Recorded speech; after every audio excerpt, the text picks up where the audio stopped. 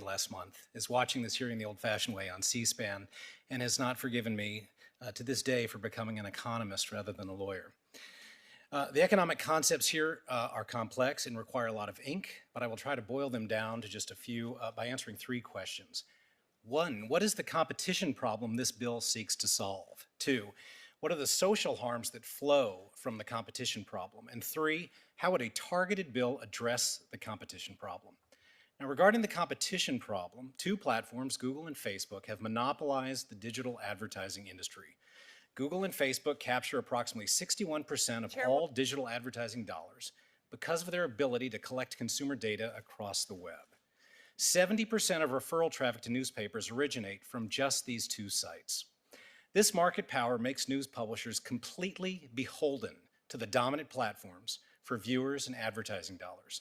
And the resulting power imbalance ensures that the market rate for accessing news content will always be below competitive levels. Google and Facebook achieved their dominance in the mid-aughts with the acquisition of countless competitors, complementors like Instagram and YouTube, as well as critical input suppliers in ad tech like DoubleClick and AdMob.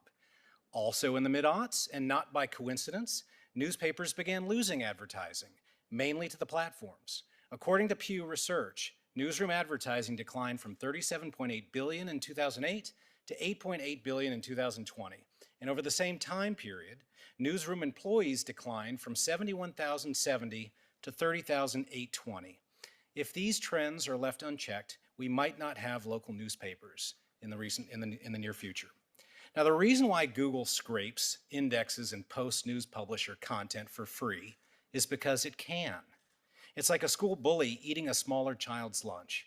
So long as market forces are allowed to dictate the payments for accessing news publisher content, the access price will remain at zero, and news publishers will be deprived of the billions of dollars a year of value created for the platforms.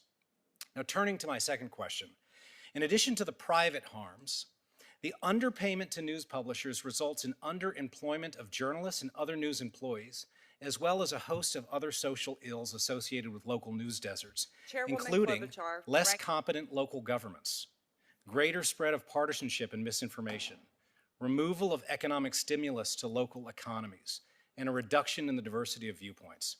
And turning to my third and final question, a targeted intervention similar to the negotiation framework adopted in Australia would solve the competition problem and mitigate the associated social harms by doing three things. First, it could permit a coalition of news publishers to form a joint negotiating entity to alleviate the power imbalance.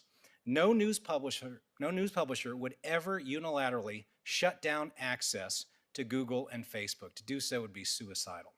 Second, the bill could compel the platforms to negotiate in good faith for the access rights. Third, if the good faith negotiation does not produce an agreement, the coalition of news publishers, but not broadcasters, could invoke arbitration rights. At that point, a panel of arbitrators would decide, using baseball-style arbitration, whose estimate of the value added to the platform by all the members of the coalition was closest to fair market value for accessing the content in the absence of the power imbalance.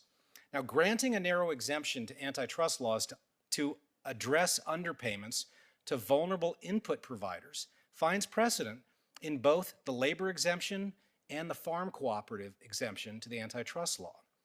And other countries, such as Australia, which have employed a similar intervention to what I call for here, have seen immediate rewards to publishers for their interventions. Now, relative to Australia's model, what I'm calling for would be more favorable to small publishers, as it would not permit any large individual newspaper to avail itself of the good faith negotiation or arbitration rights. Only news publishers that remain in the coalition would be entitled to those rights.